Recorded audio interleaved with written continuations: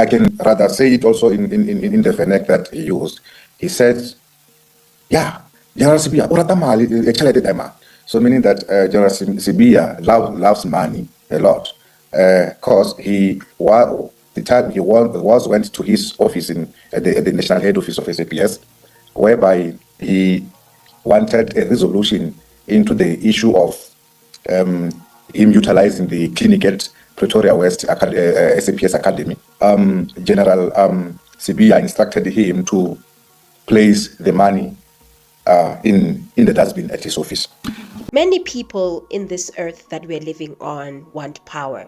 And there's many different ways on how you can gain power. And amongst many, two of the most important is through money and knowledge. And that is what VUSUMUZI Matlala nailed to the core.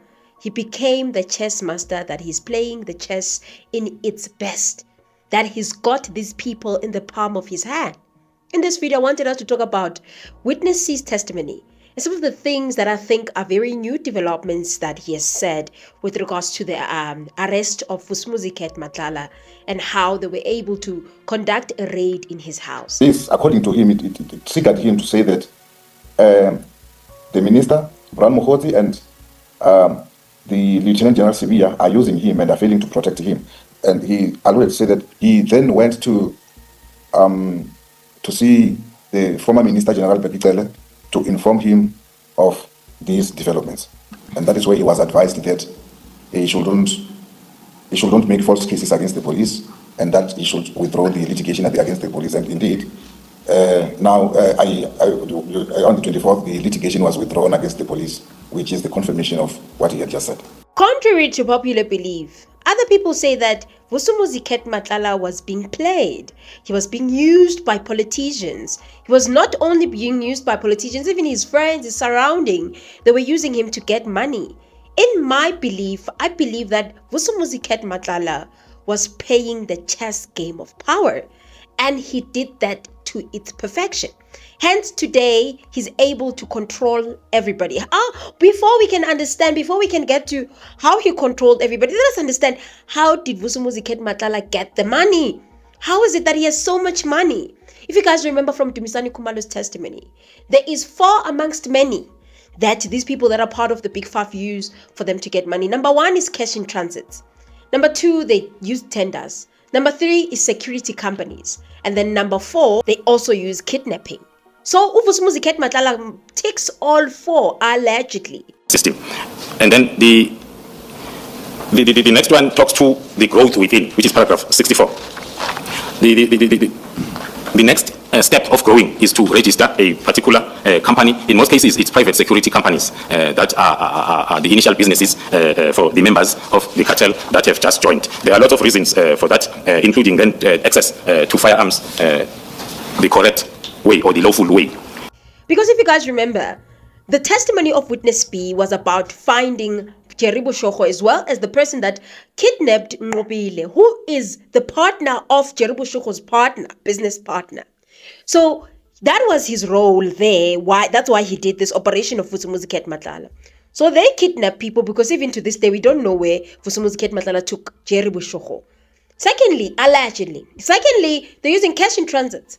If you guys remember, Dumisani Khumalo did speak about cash in transit. Areas of specialization for this cartel that I've touched on, the only maybe ones that I can still refer to, it's the fraud and financial crimes, with specific reference there to money laundering, because as we move on, we will see that it's either prior to you being at a particular level of the cartel, you must have some sort of a business person stature, so as then the financial crimes, including money laundering, can then be possible as part of the process of the syndicate. The cash in transit or ATM bombings, the syndicates attached to the cartel, this criminal activity is used as a quick cash flow exercise for the cartel.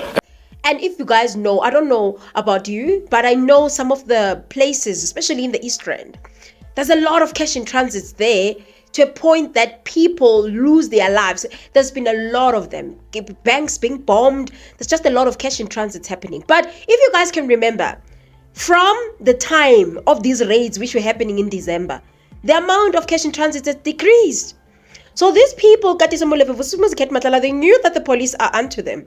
And they had to take a step back when it comes to such things as cash in transit. I'm not saying that they never happened, but they decreased from where they were.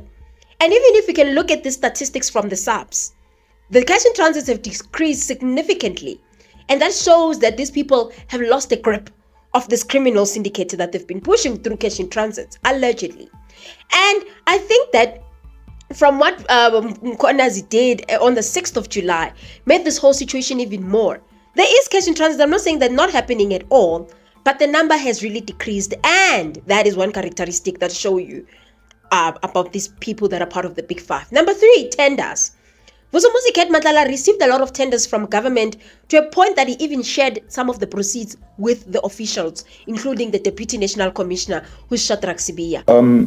In the favors or the taking care of Mr. Matlala by General SIBIYA, as he had indicated, Mr. Matlala indicated that General SIBIYA and General Sinuna assisted him in getting in securing the document will be given to General SIBIYA.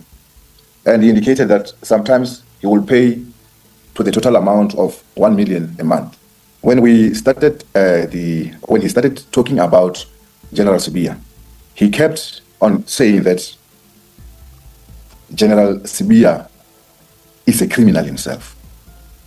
And it's so shocking how much people love money to a point that they find ways to get this money. This money, 2 million rands, was dropped off in cash at the estate in Santen, whereby he indicated that General SIBIYA came out of the house and stood by the circle, where he didn't go in. He just extended his hand from the car whilst he was still sitting in the car, and General SIBIYA took the money, and then as he drove off, General SIBIYA walked back into the house. There's many ways that these people have used, from putting the money in a dustbin, to giving me in cash, to using colleagues as the middleman like Nkosi was used, to people now using their family members' accounts like your daughter or your son for you to process certain payments or for you to receive certain payments. Really shady. So these people receive these tenders, and it's not only SIBIYA who's guilty. His statement by saying, and the same general car now, he demanded this 2.5 million from me, whereas he would from time to time utilize my penthouse at Minden. Even Shibiri is very guilty of this, because it is said that even Shibiri thought that it is better to give people in cash than to, deposit money into their accounts. He was also close to General Shibiri, as also in the first encounter with him, he had indicated that when he was doing the name dropping, he dropped also the name of General Shibiri to say that he was close to General Shibiri. So now, at this point now, in May 2025, that is when Mr. Matlala indicated that he had, General Shibiri was celebrating his post-promotion. And for the party or the celebration thereof, he had given an amount of 80,000 to General Shibiri through a company called Black AK Trading. Then he further indicated that he had General Shibiri wasn't happy with an EFT or electronic fund transfer to this Black AK Trading, with which they say the money was also transferred back to his Mr. Matlala's account, and that the same amount of 80,000 was then given to General Shibiri in a form of cash. So all of this it gets to show you how much people or what people are willing to do for them to get the money. Very, very, very, very disappointing coming from senior police officers such as SHADRACK SIBIYA. So now they're using the tenders. They even ensure that they get tenders for them to do this. It's like lastly, it was security companies. Security companies, they are used, as you guys can remember from witness A, B, and C's testimony, that these people, VUSUMUZI Matlala's company, was even using illegal firearms to push his own illegal dealings, to a point that even when you check the permit as well as the serial number of the firearm, they don't correspond, to show that these firearms are illegal, and that sometimes these serial numbers on the permits are written. They are not like really there in the permit. They are forged in the permit so that this firearm can seem as if it was given legally, whereas it was illegal. So these are some of the platforms that these people use. And remember that even security company of VUSUMUZI Matlala is the one that is received a tender in Ekurhuleni to protect the EMPD. So they're using his services, the security company, to push that tender and those illegal things, which also involved MCHUNU, if you guys remember MCHUNU. So all of these things are leading up to the reason why VUSUMUZI Matlala has so much money. When I say that knowledge is power, and this is one of the characteristics that show that VUSUMUZI Matlala has power together with money. This man has knowledge about each and every one of them, including the sense of MCHUNU and his intention to become the next president of the ANC. There, I will only make my own conclusions to say that he will demand, as he is one of the people who are contributing towards the campaign of the minister in becoming the president of the ANC. He has so much power that he even decides who becomes the next president of the ANC, I believe. Because when you have the money, you have the influence. You even decide who does what, how, and when. And here's the trick. Here's the caveat here. So the caveat here is that when he popped out that money, he got betrayed by Senzo MCHUNU, who failed to protect him, especially after Mswazi's passing. Remember the words? It was after the unaliving of Mswazi, or when Mswazi lost his life. He said, if you take care of me, I take care of you. And that's what he said to SIBIYA. Mr. Msibi, Lieutenant General SIBIYA approached him and said to him, now since that the old man, referring to Mr. Msibi, has passed away, it means that now you will continue to take care of me. Would be that maybe it might be a continuation, or he will be starting to take care of him as the old man had passed. So what he was trying to mean is that you must protect me. I give you the money in exchange for knowledge about you, which makes you to protect me or allows you to protect me. So he has so much knowledge about SHADRACK SIBIYA, about Senzo MCHUNU and their wrongdoings and their thuggery, their criminality, their mkulugu fathers. All of those things, he's using it to have the upper hand on them. Decide who becomes the next president, decide who becomes the next national commissioner, because he does not only have the power on politicians, he also has the power on the police, as we have already demonstrated. And I think what he's done is that he says, okay, you give me the knowledge about you and I give you the money. Then he ends up having two powers, which is the power of the knowledge and the power of money. And if it's knowledge, he can bring you down. Let me give you an example, a practical example, an analogy. You and me are in a relationship and we find ourselves engaged in copulation, and you record that copulation between me and you. It then so happens that we break up. I then become a minister of some kind or a president of some kind. You come after 3 years and be like, I applied for this tender. Please give me this tender. And I say, on what basis? I'm not going to give it. Then you send that video. So you remember yourself. You used to be like this. So should I release this video or you give me the job? And in that way, you had the power over me because you had certain knowledge about me that not anyone and everyone has privy to. Not anyone and everyone has the power to know. You know me when I'm undressed. So you can use that power to ensure that you get your way on me. Then you start having more power on me. You start controlling me. And that's what I think happened here. He used his money and they thought, we're just chowing him. But they didn't realize that this man is so powerful that he's recording everything. That is why he's singing now. He's singing the song of victory, the song of checkmate. Breach that contract. There's consequences that will follow you for breaching that contract. And Senzo MCHUNU with SIBIYA didn't understand that. They thought that he's playing. Hence, he was able to do checkmate. And lobbying MOGOTSI, who went to General Nhlanhla on the 30th of September, he was trying to give them a warning that I'm going to change this whole thing.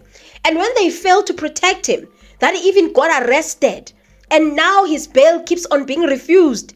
He's taken it up a notch higher.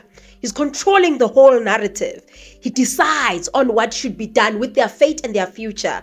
The beautiful dream that Senzo MCHUNU had of being the next president of the ANC and probably of South Africa if you continue voting for the ANC is that this country will get to be controlled by mafia such as VUSUMUZI Matlala. Because we are about to have the worst If we thought this was the worst, no. We're about to have the doomsday of South Africa. We're about to have the real mafia state where VUSUMUZI, Matlala, Katiso Molefe, and other big five people, including the deceased Mswazi. All of those people were going to control South Africa, control us as a country without us even realizing, because this president, his campaign is funded by criminals, which goes back to the question of funding. We get to ask ourselves, why classify information about funding? We want to know who's funding these politicians, because these politicians are being funded by criminals to be the presidents of this country, and they don't rule. These criminals are the ones who have control over our country. Just as what was going to happen if MCHUNU actually became the president of South Africa or the president of the ANC. VUSUMUZI, Matlala, Katiso Molefe, and many other criminals that we do not know they're going to be controlling our country. That is why we have higher unemployment rate. That is why they have no plan to address the issues of poverty, unemployment rate, the issues of the economy, the issues of foreign investment, the issues of service delivery. They can't control that because these people who are funding them don't care. They're very selfish. They only care about themselves and their families, and giving their women BPLs, taking them to do different surgeries, making them to be Instagram queens, get likes, get whatever, and that's it. What about South Africans? They're controlling the country in that way so that you can be suppressed with your generation and not move forward while they're living large with their family members. So all of this goes to show you how important it is for us to know who is funding the person that is going to be the president of South Africa. We don't care about the ANC. But the moment you're going to be a candidate to be the president of South Africa, you have to disclose. There should be an audit before you take that oath of office. There should be an audit to check who is funding you, who has funded your campaign, who has control over you and has put you in the palm of their hand. Just like how Katiso Molefe, VUSUMUZI, Matlala had the power over our subs and politicians. In conclusion, Msibi is the one that unalived or tried to unalive that taxi boss. They felt threatened that the taxi boss probably was about to take control, and Msibi, who's known as Mswazi, wanted to control this whole taxi thing. And is the one that has been ordering these hits allegedly. And I don't see any honor in speaking about such a man, even though they are deceased. If he's wrong and should be called out as such. And I just hope that they could do better when it comes to dealing with people like Abo Mswazi, who lost his life. I don't know if he was ill or he was unalived. It's such a shame that these people are controlling our country to that level. As points in Lemonade, I'm very worried about Witness B because his testimony is very repetitive. Is this not repetitive? Thank you. It's extremely repetitive for my liking. And I'm not going to lie, it's so painful that these people are not safe, as even Witness C has said in his closing remarks of his testimony. I'm a career policeman. I have never worked for an organization other than SAPS. I have never worked in any capacity outside the law enforcement. I view my work as a member of SAPS as a calling and not just employment. I wear my badge with pride and view my work as an invaluable contribution to the community. 21-26. In my years at SAPS, I have encountered my fair share of challenges. This includes long hours, suppressed pay, lack of recognition for sacrifices made, and the pain that comes from meeting victims of crime and bearing the responsibility to seek justice for them. However, this case has taken more from me than I ever could have imagined. I am not living a lie. I am living a shadow of my former life. On the professional front, I am no longer able to execute my duties in the manner I previously did, because I cannot move freely in public without 24-hour protection.